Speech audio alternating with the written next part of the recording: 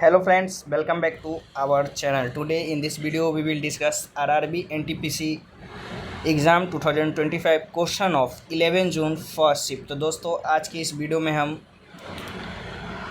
RRB NTPC का जो exam आपका चल रहा है 11 जून यानी आज के फर्स्ट शिफ्ट का जो कि समाप्त हो गया है, तो इसी के क्वेश्चन को डिस्कस करेंगे जो कि आपका जीके जीएस पोर्शन से रहने वाला और हिंदी इंग्लिश दोनों मीडियम में रहने वाला। तो चलिए वीडियो को शुरू करते बिना किसी देरी के। तो इसका जो फर्स्ट क्वेश्चन है कि ब्रिक्स शिखर सम्मेलन 2025 की मेज़बानी कौन सा देश जो कि किया था, which country will host the BRICS summit 2025। तो ब्राज़ील जो कि आपका राइट आंसर हो जाएगा।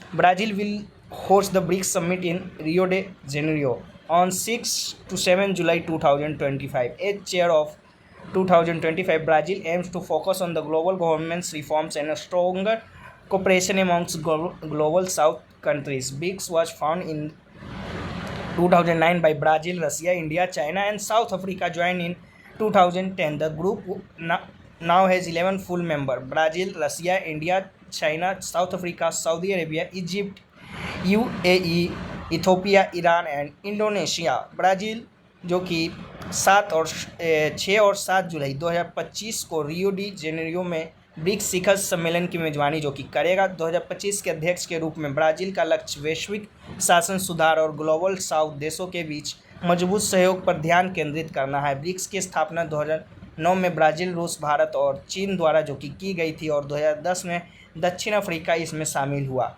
अब इस समूह में टोटल जो कि 11 पूर्ण सदस्य हैं: ब्राज़ील, रूस, भारत, चीन, दक्षिण अफ्रीका, सऊदी अरब, मिस्र,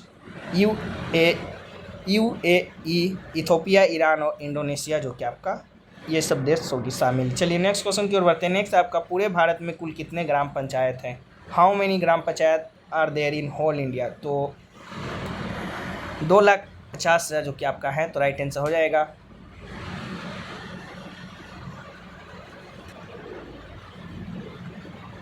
national Panchayati Raj day is celebrated all over India on 24 अप्रैल। राष्ट्रीय पंचायती राज दिवस जो कि पूरे भारत में 24 अप्रैल को जो कि मनाया जाता है, वही आपका under the 73rd amendment act 1992 rural governance हुआ डिवाइडेड इनटू 3 टायर्स।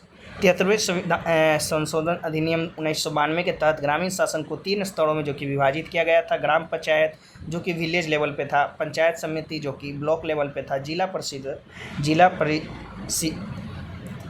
परिषद जो कि आपका डिस्ट्रिक्ट लेवल पे था, जिला स्तर पे था। चलिए नेक्स्ट क्वेश्चन की ओर बढ़ते हैं। नेक्स्ट है आपका 1918 की खेरा का किसान आंदोलन में गांधी जी का साथ किसने दिया था? Who supported Gandhi ji in the Kheda farmers movement of 1918? तो आपका सरदार वल्लभ भाई पटेल जी ने जो कि आपका साथ दिया था, राइट आंसर हो जाएंगे। चलिए नेक्स्ट क्वेश्चन की ओर बढ़ते हैं। नेक्स्ट है आपका लवणीय और क्षारीय मिट्टी की विशेषता निम्नलिखित में से किस गुण से होती है? Saline and alkaline soils are characterized by which of the following properties? तो these are found in the drought prone areas, यानी ये सूखाग्रस्त क्षेत्र में जो कि पाई जाते हैं। तो आपका ऑप्शन होगा एक, तो ये राइट आंसर हो जाएगा। Saline solids are more wide spread in western Gujarat, the deltas of the east coast and the Sundarban areas of west Bengal. लवणीय मिट्टी पश्चिम गुजरात, पूर्वी तट के डेल्टा और पश्चिम बंगाल के सुंदरवन क्षेत्र में जो कि अधिक व्यापक है। In the run of Kutch the south west monsoon deposit salt particles and scale. Kutch के रन में दक्षिण पश्चिम मानसून लवण के कण और परत के रूप में जो कि जमा करता है। चलिए नेक्स्ट क्वेश्चन की ओर बढ़ते हैं। नेक्स्ट है आपका जूते हुए खेत के प्रमाण निम्न में से किस पूरा स्थल में मिलते हैं? Evidence of plough field is found in which of the following archaeological site? तो कालीबंगा में जो कि आपका मिलता है, तो राइट आंसर आपका कालीबंगा हो जाएगा। Kalibanga is an ancient site of Indus valley civilisation in the northern Rajasthan state. It is the third executed city among the Harappa sites. It is known for the its distinctive fire altars and considered to the oldest flower field in the world. The name Kalibanga is derived from 2 words, Kali and Bagan. Kali means black and Bagan means Bengal. चलिए next question की ओर बढ़ते हैं। Next है आपका who is the current president of international criminal court? अंतर्राष्ट्रीय आपराधिक न्यायालय के वर्तमान अध्यक्ष जो कि पूछा था। तो बात कर लिए the current president of international criminal court यानी आईसीसी इज जज टोमेको अकेन फ्रॉम जापान। अंतर्राष्ट्रीय आपराधिक न्यायालय के वर्तमान अध्यक्ष जापान के न्यायाधीश तोमाको अकाने जो कि आपका है अकाने। चलिए नेक्स्ट क्वेश्चन की ओर बढ़ते हैं। नेक्स्ट आपका निम्नलिखित में से कौन सा संगठन ग्लोबल इनोवेशन इंडेक्स जारी करता है? Which of the flowing organisation issue the global innovation stock? तो इंसीड, कॉर्नेल यूनिवर्सिटी, WIPO जो कि आपका राइट आंसर हो जाएगा। रिसेंटली ग्लोबल इनोवेशन इंडेक्स की बात कर ले 2024 was release. This is the 70th edition of global innovation index. यह वैश्विक नवाचार सूचकांक का 17वां संस्करण जो कि आपका था। इस सूचकांक में भारत की बात कर ले तो 39वां जो कि स्थान रहा था। India is rank 39th in the index. India was rank 14th in the global innovation index 2023 edition. वैश्विक नव सूचकांक 2023 संस्करण में भारत 40वें स्थान पर जो कि आपका रहा था। इस सूचकांक में टोटल बात कर ले 133 देशों को जो कि शामिल किया गया है। Switzerland rank first in this index and Angola was at the lowest position at 133। Switzerland इस सूचकांक में पहले स्थान पे तथा अंगोला सबसे निचले 133वें स्थान पे जो कि आपका रहा है। चलिए नेक्स्ट क्वेश्चन की ओर बढ़ते हैं। नेक्स्ट है आपका MS स्वामीनाथन पुरस्कार से किसे सम्मानित किया गया है? Who has been awarded the MS Swaminathan award? Doctor PV Satyanarayana, principal scientist agriculture research centre, has been awarded the Dr. MS Swaminathan Award for his outstanding contribution in the field of agriculture for the period of 2021 to 22। तो doctor PV जो कि आपका सत्यनारायण जो कि right answer हो जाएगी। कृषि अनुसंधान केंद्र के प्रधान वैज्ञानिक डॉक्टर PV सत्यनारायण को जो कि वर्ष 2021-22 की अवधि के लिए कृषि के क्षेत्र में उनके उत्कृष्ट योगदान के लिए डॉक्टर MS स्वामीनाथन पुरस्कार से जो कि सम्मानित किया गया था। Doctor PV Satyanarayan associated with Acharya NG Ranga Agriculture University, Hyderabad, was awarded the prestigious 8th Dr. MS Swaminathan Award for his outstanding contribution in the field of agriculture।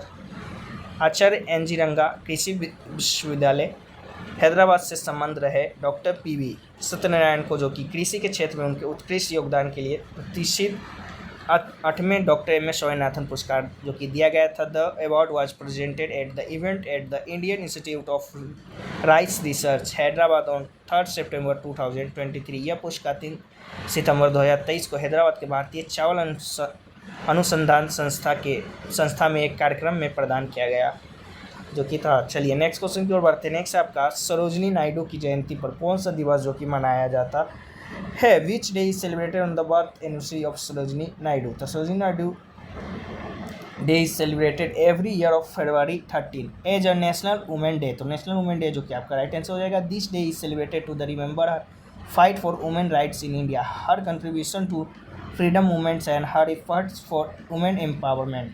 Sarojini Naidu का दिवस जो कि हर साल 13 फरवरी को जो कि राष्ट्रीय महिला दिवस के रूप में मनाया जाता है।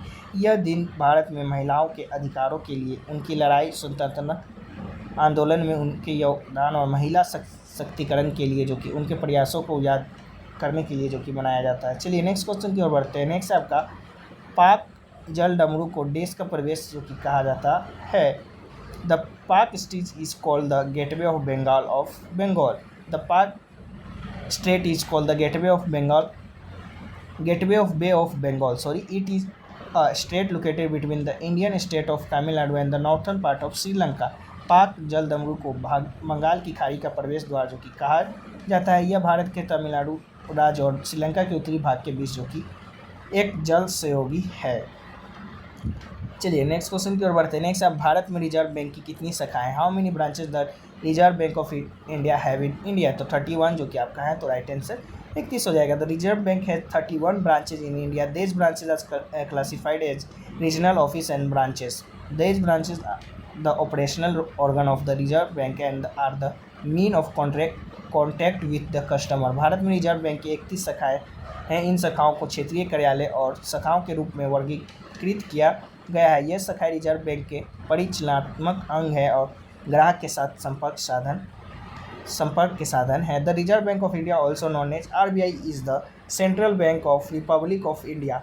and regulatory body responsible for regulation of the Indian banking system and the Indian currency। भारतीय रिजर्व बैंक, जिसे आरबीआई के नाम से भी जाना जाता है, भारत गणराज्य का केंद्रीय बैंक है और भारतीय बैंकिंग प्रणाली और भारतीय मुद्रा के विनियमन के लिए जो कि जिम्मेदार निकाय है। RBI was nationalized on 1 January 1949, almost 1.5 year after Indian independence. Bharat की आज़ादी के लगभग 1.5 साल बाद 1 जनवरी 1949 को आरबीआई का राष्ट्रीयकरण जो कि आपका हुआ था। चलिए नेक्स्ट क्वेश्चन की ओर बढ़ते हैं। नेक्स्ट आपका निम्नलिखित में से किस मामले में भारत के सर्वोच्च न्यायालय ने यह फैसला सुनाया कि संसद उन मौलिक अधिकारों में से किसी को भी छीन नहीं सकती जो पवित्र प्रकृति के हैं। In which of the following case the supreme court of India rule the parliament can not take away any of the fundamental rights which are sacred in nature. तो आपका कौन सा केस था? तो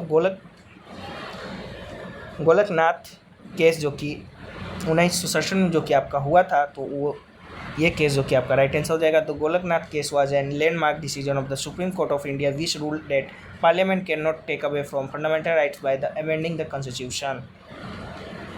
गोलकनाथ मामला जो कि भारत के सर्वोच्च न्यायालय का एक ऐतिहासिक निर्णय था, जिसमें यह फैसला सुनाया गया था कि संसद संविधान में संशोधन करके मौलिक अधिकारों को छीन नहीं सकता है। The supreme court held that the fundamental rights are inalienable and immutable and parliament has no power to abridge or take away them। सर्वोच्च न्यायालय ने यह माना कि मौलिक अधिकार अलौकिक और अपरिवर्तनीय है और संसद को उन्हें कम करने या हटाने का अधिकार जो कि नहीं है।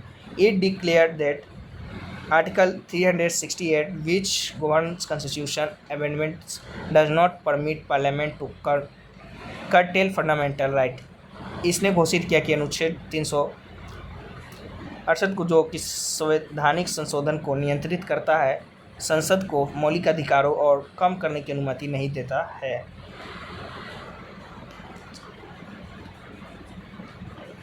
Orographic rainfall occurs ban.